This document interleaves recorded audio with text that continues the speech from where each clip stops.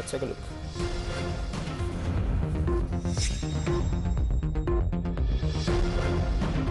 Milk powder, wheat flour and gas unavailable in the market following rumours of a price hike.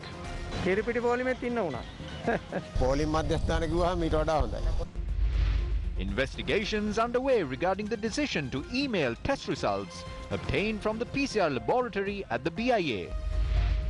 Will Vimal Vasu Gamanpila remain mum on the Danavi agreement? මුදල් අමාත්‍ය ගරු වැසිරාජ් පත්කතුමාගෙන් විමසුවා. ඒ සියලු දේට මං හිතන්නේ ඔවුන් තෘප්තිමත් වන ආකාරයේ පිළිතුරු ලැබුණා. Indian fishing trawlers poach in Sri Lankan waters. ඒ කට්ටිය ඉන්න ලොකේෂන් එක මේ බානසර කොච්චර ගොඩට ඇවිල්ලාද කියලා. තව දෙතුනක් ගියා නම් ඉන්දියාවම මුළු ඉන්දියාවම මේ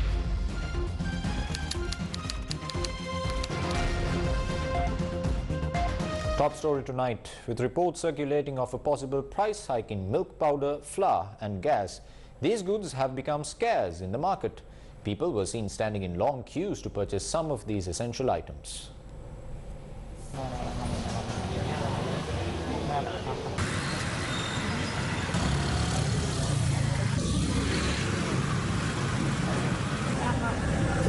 පිටි වැඩි වෙන ඉන්න මිනිස්සු ඉතින් අදවත් කිරිපිටි ටිකක් බීලා අදවත් අන්තිම සුසුම හෙලන්න තමයි බලන්නේ ඉතින් පේන්නේ මේ කවුරුත් ණයට ගන්න නෙමෙයි ඉන්නේ සල්ලි දීලාවත් මිනිස්සුන්ට කන්න බොන්න ගන්න නැහැ ඒ වුණාට කියන්නේ හැමදේම තියෙනවා සතුටෙන් දෙනවා කියලා සතුටට ගන්න ගියහම මොනවද තියෙන්නේ දැන් මේ මීටරේ උඩින් ඉන්න මිනිස්සු කොරෝනා නවත්තන්න පුළුවන්ද මෙහෙම කලකිරිලා තියෙන රටක නැත්තම People are standing in queues to purchase milk powder from the Narahempita Economic Centre.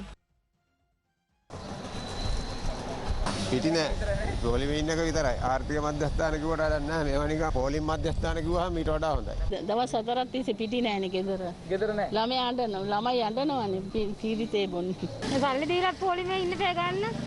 Long queues were also seen in the Kurunegala town. කිරිපිටි වලට පොලිම, ආල් වලට පොලිම, ගෑස් වලට පොලිම අට වටේම ඇවිදිනවා ඉතින් මේ බඩු හොයාගෙන පොලිම වල. Similar scenes were seen in Gaul.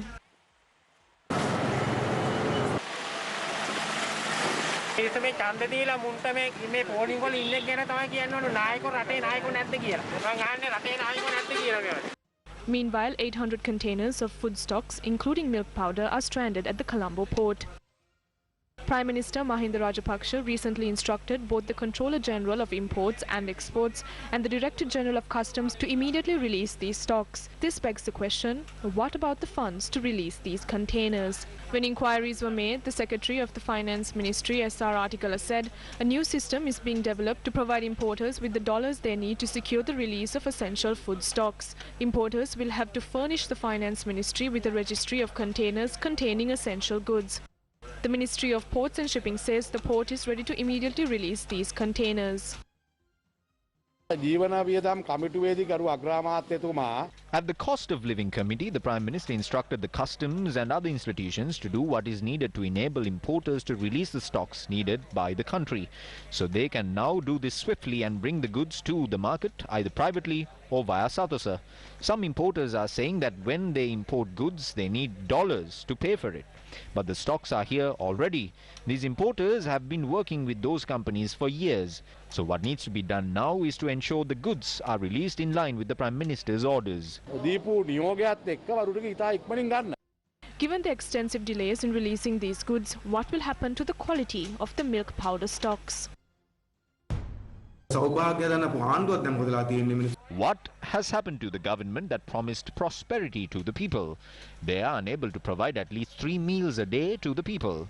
This government is not responsible for anything that happens in this country. This government is all for the theatrics. The Consumer Affairs Authority took such stringent measures in the beginning.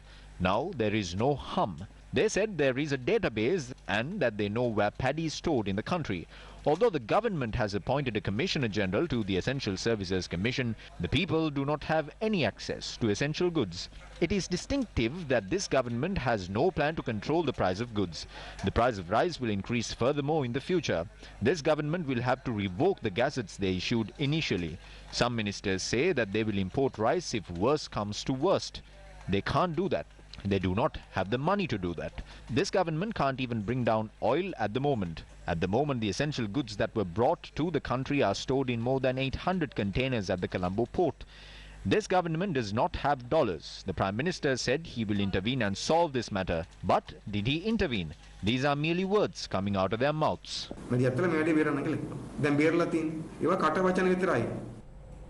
Meanwhile, services at hospitals across the country were disrupted this morning. Hospital staff embarked on strikes, citing several demands, including the reinstallment of the suspended COVID-19 allowance. The strike commenced at 7 a.m. and ended at noon.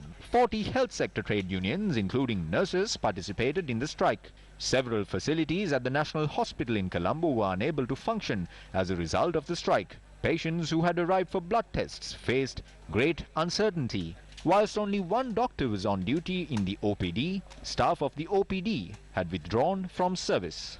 The unions involved in the strike also held a demonstration opposite the National Hospital in Colombo this afternoon. Admitting patients, vaccinations and physiotherapy services at the Kurunagala Teaching Hospital were suspended today. Members of the Health Service Trade Union Collective at the Badulla General Hospital also participated in the strike. Several services at the Colombo North Teaching Hospital in Bragama, including OPD, did not function today. However, COVID-19 vaccinations continued. Protests were also held at the Gampaha, Mirigama, Kandy and Peradeniya hospitals this morning. Patients at the Chilao General Hospital were inconvenienced due to the strike. There are no buses, trains or any kind of public transport. There is a lockdown. Health workers are asked to report to work. They say food will be provided for free, but there isn't even a cup of tea. When we mentioned this at the time, overtime allowances for doctors were increased exponentially. They provided COVID-19 allowances of 7,500 rupees. Today that allowance has been withdrawn. Junior staff have worked 200 to 300 hours overtime, but payments have only been made for 40, 60 and 80 hours. Nurses in the Western Province have put in 150 hours of overtime, but they have only been paid for 80 hours. If we do not receive an answer in the next 3 days, as a collective of health service trade unions, we will have to take a serious decision. There is no alternative. The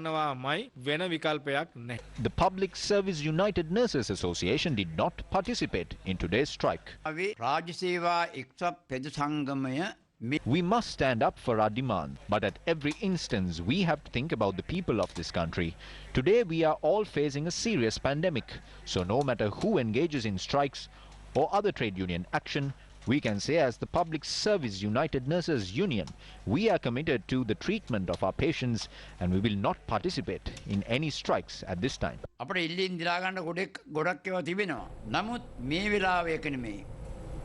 Making headlines this evening, the Ministry of Health says investigations have been launched to look into the PCR laboratory established in close proximity to the Bandaranaike International Airport that releases patients before obtaining the results.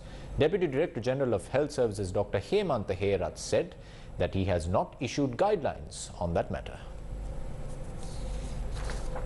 The PCR laboratory was established in an attempt to obtain rapid COVID-19 reports of those who arrive in the country from overseas. The PCR laboratory that commenced on Saturday, the 25th, was in operation for the past 2 days. However, the process to provide reports was delayed. The laboratory charges an amount of $40 for the procedure. This is approximately over 8,000 rupees. However, the people who got tested received their test results once they came home.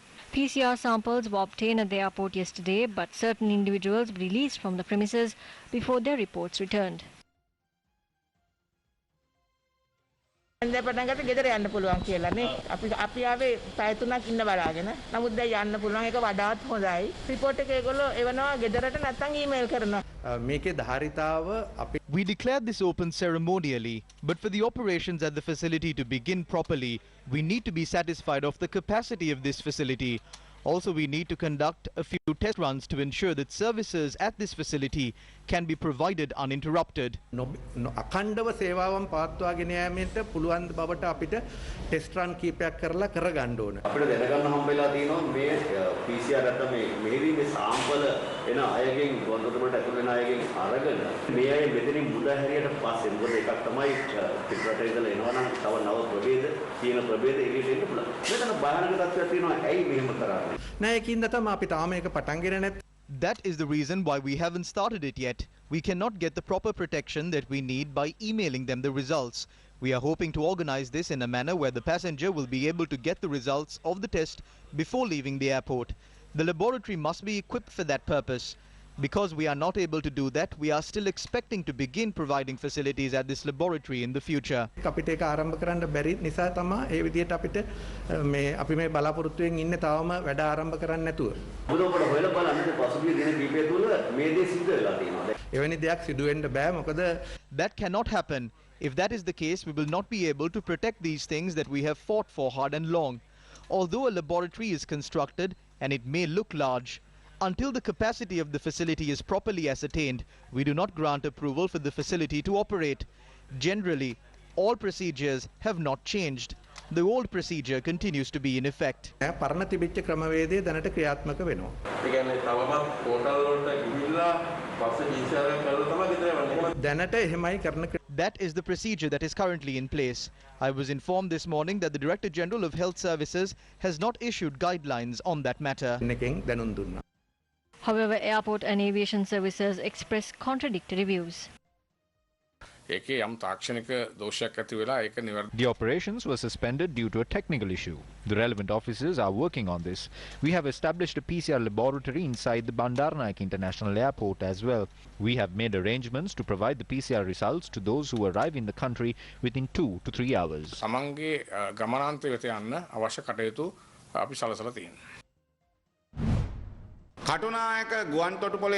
A facility was put in place for foreigners to undergo PCR tests once they are at the Katunaik International Airport before they enter the country. Today is World Tourism Day, and I have to let you know that the facility is now closed. The officials are now taking the PCR tests and informing the tourists that they can go to their hotels and that they will be informed later of their results via email. If someone tests positive, then that person becomes a patient once they are already in their hotels. Instead, other countries in the world give PCR test results almost instantly or within an hour's time.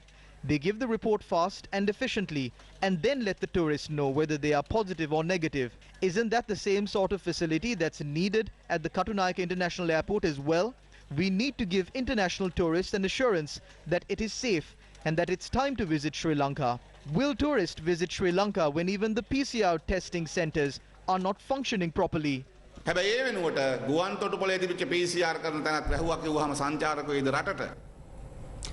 Will ministers Wimal Weerawansa, Uday Gammanpilla and Vasudeva Nanayakkara abandon their opposition against the handing over of the shares of the Danavi power plant to the United States? Questions were raised on this matter at a press briefing convened by the Sri Lanka Podujana Peramuna. When walking tracks are being built in rural areas in Singapore and Malaysia, the general public or religious leaders do not take to the streets and protest against developing those areas. If we are to attract investors to our country, it is essential that they are provided with the required power. As a country, we have failed to convert the Kerala power plant to an LNG power plant for 10 years. LNG බලාගාරයක් බවට පත් කිරීමට රටක් හැටියට අපි අසමත් වෙලා තියෙනවා.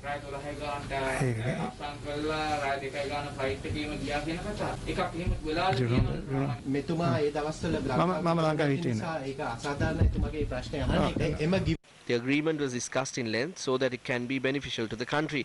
The discussions continued through the night as well. මේ කරන්න රෑ වෙනකල් කාලය ගත වුණා.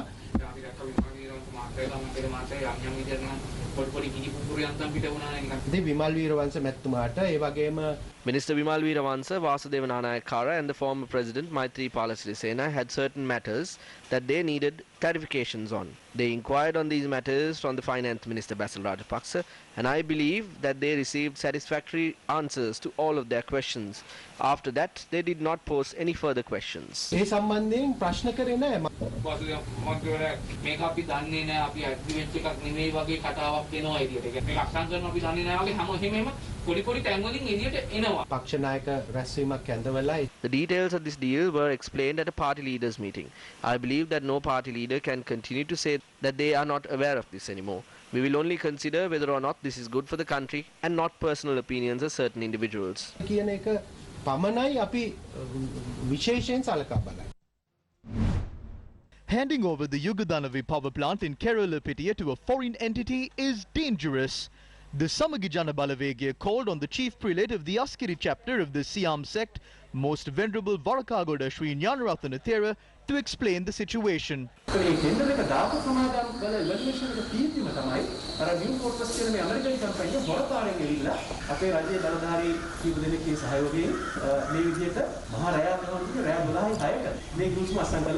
රාජ්‍ය දේපල ආරක්ෂා කරනවා කියලානේ මේ අය බලයටපත් උනේ.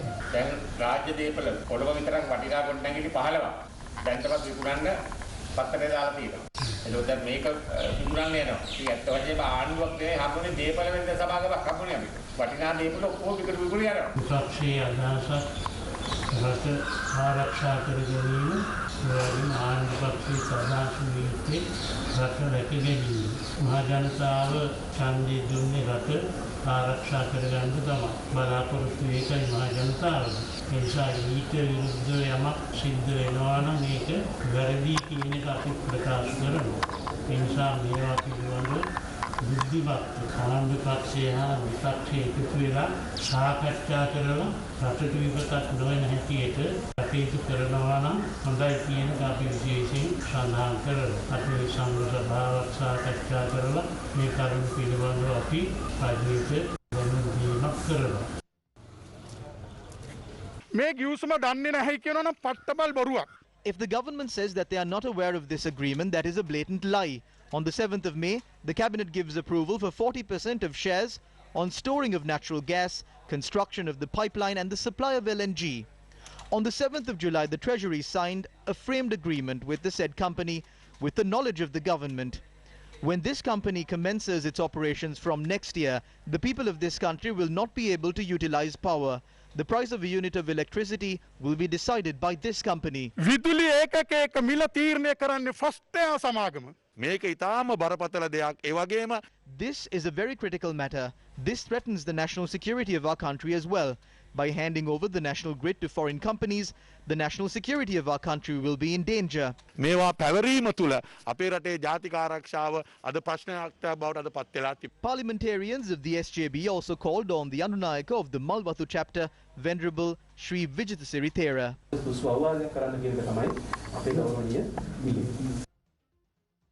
After a short commercial break, stay with News First. We will be right back. Bellboy's got you covered. Download Bellboy today to get all your household appliance fixing and repairs done. Now available on Android and iOS. Welcome back to the news. Farmers in Valimada are facing difficulties as they have not received a proper harvest yet, even though the period to harvest their crops has already lapsed. It's been a few days since the harvesting period for farmers in Valimada, Guruthalava, Boralanda and Bohogakumbra villages.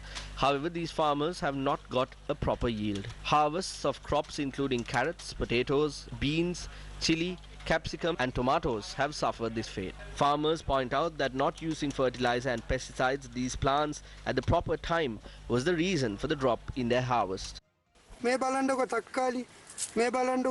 Look at these tomatoes. Are we to cultivate these and then throw them away? Look at them. We need pesticides. When the COVID-19 pandemic hit, did we ask for food? No.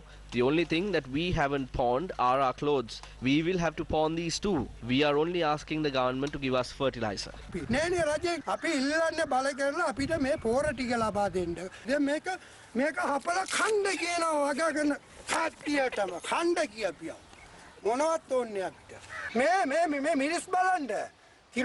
Look at these chili plants. They used to give about 3 kilos of harvest, but now there are only 3 chilies left. The farmers request for the government to provide them with compensation for their damaged crops.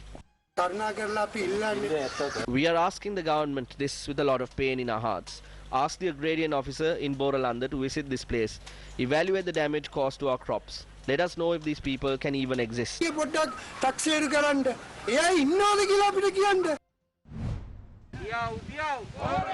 Farmers staged a protest in Kannurwa, Megalava today. The minister in charge of chicken, eggs and cattle, DB Herath, has now secured everything that he needs to ensure his well-being, from his spoons, plates, cupboards and his bed. He has already purchased all of this. Cupboard එක දක්වා අයන් එක දක්වා සියලුම දේවල් එයා අරගෙන තියෙනවා. Meanwhile, Minister D.B. Herath responded to the allegations regarding the purchase of goods for his official residence. There were no luxury dining tables at this house. You can see here the dining table and the chairs for the guests. There were no cupboards that were purchased. There was a screen for the clothes to be hung. We have only paid 236,520 for all 5 of these beds. These are false statements. When I am to leave this place, I wish to hand over all these items in the inventory to the government. No one in my family has moved into this house to live.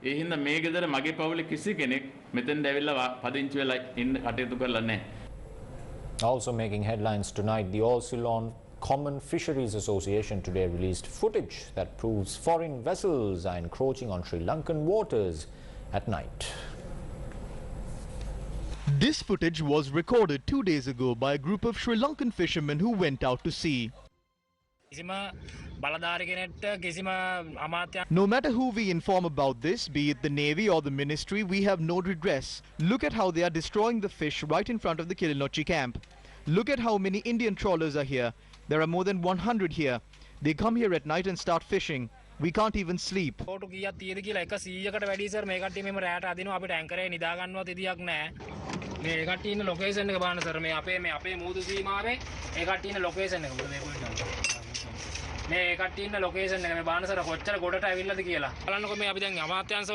have been informing the ministry about this for days now. We have no solution from anyone. We informed all authorities about this situation, even those in Colombo. We have no solution from anyone.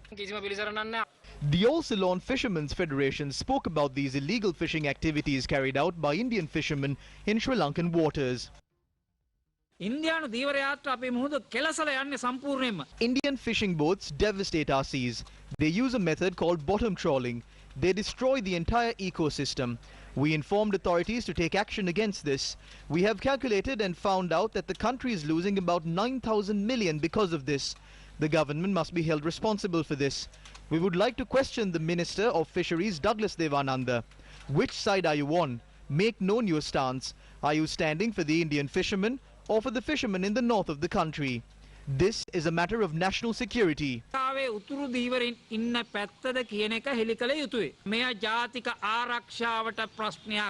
the 24th of this month, the Minister of Fisheries spoke about the issue of Indian fishermen encroaching in Sri Lankan waters. We held discussions in Kachathivu on 2 occasions. We spoke over the phone as well. I made several attempts to address this. During the last year, I spoke about this when I went to India with a delegation of the Prime Minister. I discussed the matter with the Indian Prime Minister Narendra Modi and Foreign Minister Jaishankar. Jaishankar is a dear friend of mine. He was in Sri Lanka as well. Everyone agreed to this. It has not been implemented yet. We will solve this issue by the end of this year. The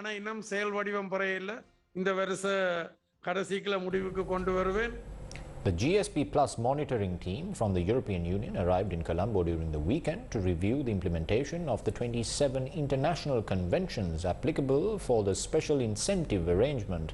The delegation is to begin their work and meet stakeholders from today onwards. Sri Lanka had been a beneficiary of the EU GSP Plus, and the EU delegation visits Sri Lanka for regular sessions every 2 years. The EU monitoring team last arrived in 2018 after the lifting of the GSP Plus ban in 2017. The delegation will be in Colombo from today until the 5th of October. In October 2020, the European Union said that the GSP Plus scheme will be available for a period until there is a reclassification. The EU pointed out that it was important for Sri Lanka to comply with the regulations of the agreement to continue to benefit from the scheme. The GSP Plus is granted on the condition of Sri Lanka's commitment to ratify and effectively implement 27 international conventions on human rights, labour conditions, protection of the environment and good governance.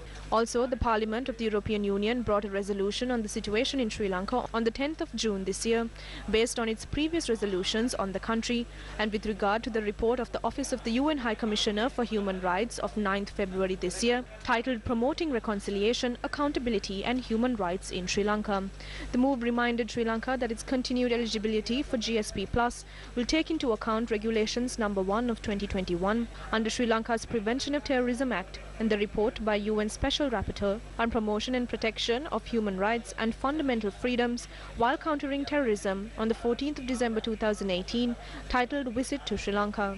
The resolution also called for a rigorous, impartial and complete investigation into the 2019 April 21st attacks in line with international legal standards. It called for those whom against there is evidence of culpability to promptly be brought to trial and for those for whom there is insufficient evidence to be released.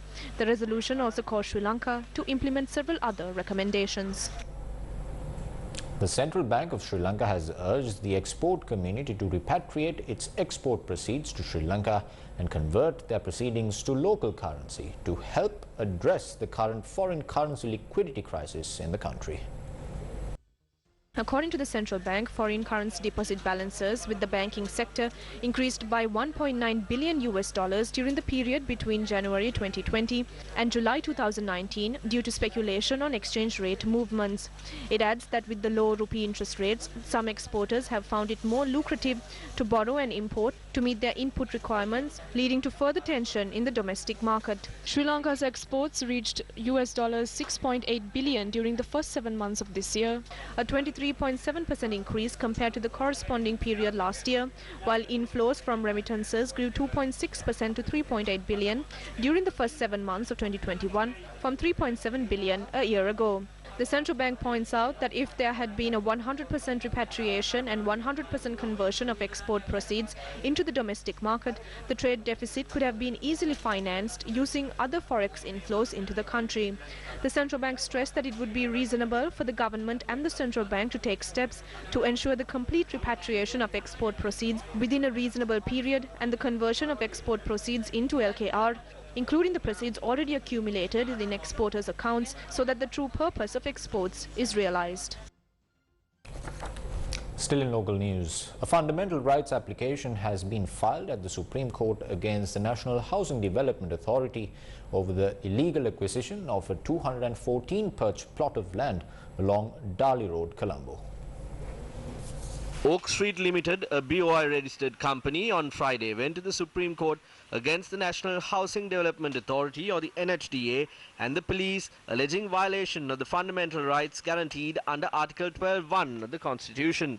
The FR application was filed at the Supreme Court stating that the NHDA illegally took possession of the 214-perch land at Dali Road, owned by Oak Street, the subsidiary of real estate investor and developer Lanka Realty Investments PLC. According to a shareholder of the company, a group of officials claiming to be from the NHDA had attempted to take possession of the land on the 6th of this month. Subsequently, a police complaint was filed and the company had established possession over the plot of land in question during the inquiry. The shareholder released this footage of the incident that took place on the 19th of this month, where it is alleged that a group including officers from the NHDA and the police had entered the premises and arrested the security guards on duty at the premises. This footage could not be independently verified by Newsfirst. The group had subsequently taken possession over the plot of land. The directors of the company have now filed a fundamental rights application at the Supreme Court against the National Housing Development Authority.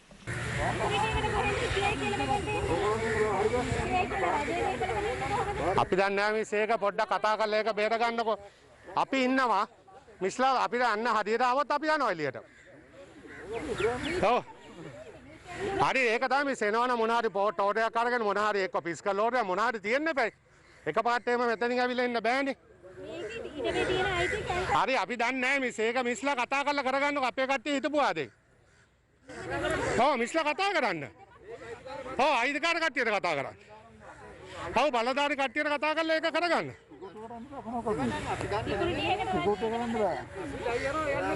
ඔව් ඒගොල්ලන් අපිට යන්න කිව්වොත් අපි මේ ඕන වෙලා කියනවා. ඔව් අපේ නෙමෙයිනේ අපි කරන්නේ රාජකාරියන්නේ. ඔව් බාර දුන්නා නම් අපි ඒ විදියට පැය යන්න. ඔයගොල්ලන් මෙතනින් ඇවිල්ලා මේ එළියට දාන්න කිව්වම රාලාමිලා දෙන්නෙක් අරන් ඇවිල්ලා බෑනේ. එතකොට ඔහම හැම කෙනාම දායිනේ. ඔව් මොකක් හරි තියෙනවනේ මිනිස්සු නේ මොන හරි නීතියක් තියෙනවා රටේ විදියක් තියෙනවනේ අපිට අයිති නෑ අපිට යන්න කිව්වොත් අපි මහත්තයෝ යනවා ඉතින් අපි දන්නේ නැහැ ඒක අපිට එවලා තියෙන මේක සිකියුරිටි දෙන්න කියලා අපිට මේල් එකක් අපි ඒකට වැඩ කරන්නේ.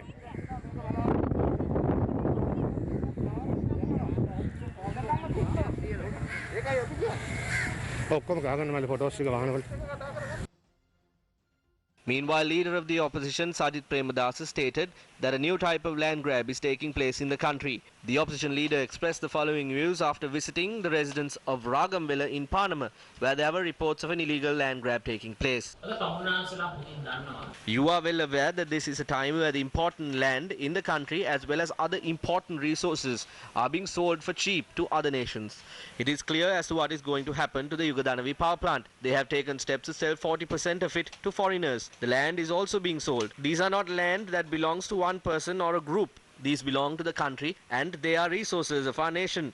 They are being sold off for dirt cheap. While they do this, they rob the common man of their land as well.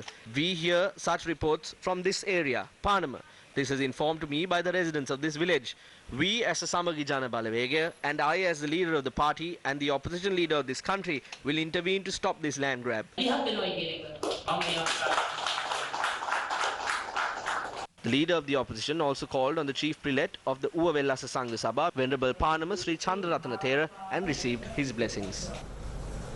The reconstruction of the elephant fence that was removed from the vicinity of the bund of the Parakrama Samudra began today. The fence will span from the official residence of the government agent in Polonnaruwa to a rest house located in the area. The president of the national movement to protect the Parakrama Samudra, Venerable Kadurwala Dhammapala Thera, and other members of the Maha Sangha arrived this afternoon to inquire into the construction of the elephant fence. During the last few days, wild elephants have attacked villagers in close proximity to the new Polonnaruwa town and damaged their crops and left the villagers in fear. Wildlife officials took steps to reconstruct the elephant fence in the face of strong opposition from the local community led by the Venerable Theras in the area. It is not clear to us that it has been built in an orderly and strong manner. But if this is done to stop elephants entering the village, we would like to thank the Wildlife Department. We learned that a soil test was carried out. We have also learnt that action will be taken to resume this work if the soil is not weak. We will never allow the construction of a jogging track that will destroy the Parakrama Samudra at any cost. The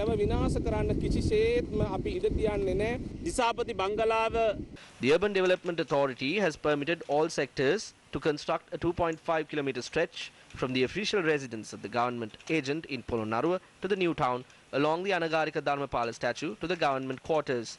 Surprisingly, the problem we have is who re-glued this approved project along the tank bund. We request the responsible officials to give us the message in writing that the construction of the jogging track has been stopped. Until that, we will not believe this. We will gather our people to protest against the construction of the jogging track.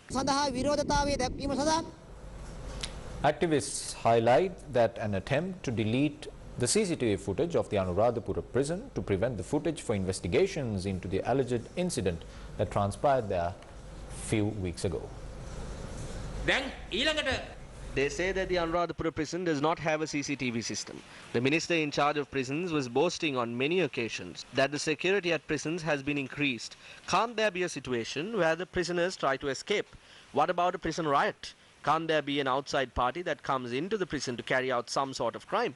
Isn't national security a term that does not involve the prison system? There are suspicions that arise. We see this as an attempt to suppress the matter. We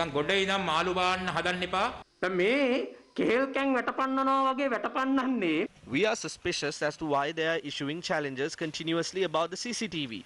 Are they waiting for the footage to go out of date and automatically get deleted? If the CCTV at this location is not functioning, then that is a grave threat to the security of our country. There are people who are kept there under the security provided by the government. When you look at what these people have been capable in the past, these deletions and automatic deletions are simple matters. They are allowing this to die a natural death. They are waiting for the people to forget this issue. That is why they are keen on the CCTV drama.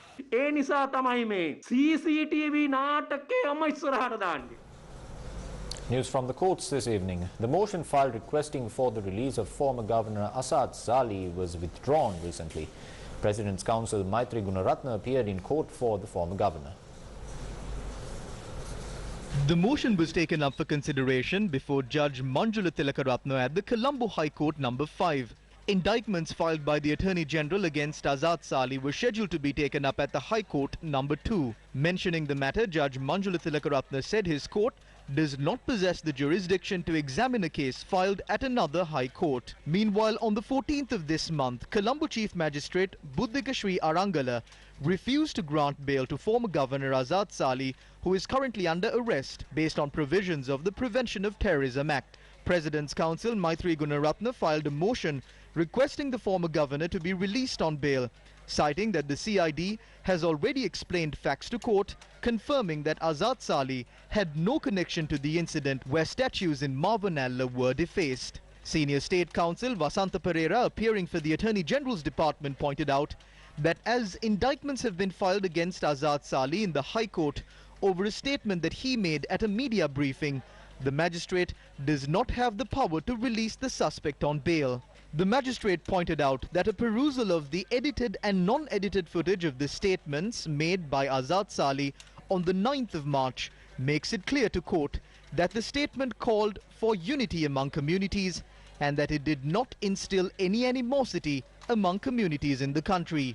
The magistrate further pointed out that if there was any disharmony created in the community as a result of an edited portion of the statements made by Azad Sali being aired by the media must be held responsible for it. And up next is Crime Watch.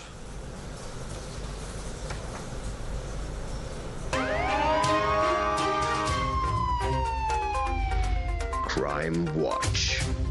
An altercation that took place between a couple in Madhya, Ambilipitiya, ended in a shooting, killing one person. This incident was reported around 7:30 p.m. It is reported that the child of the couple had been in the arms of the mother at the time of the shooting. The mother had left the residence following a verbal altercation. I was there when the incident occurred. My brother-in-law was seated. Then he started scolding my sister. My sister wasn't willing to stay there any longer, claiming that he will kill her. He then came running towards my sister and demanded that she leave the child behind. He was shouting in profanity. He chased her and shot her. Ambilipitiya Chief Magistrate Lakmini Vidanagamage inspected the scene today. The 47-year-old suspect who allegedly shot the 35-year-old woman is now in police custody. It is reported that the police are checking the CCTV footage at the house. Crime Watch.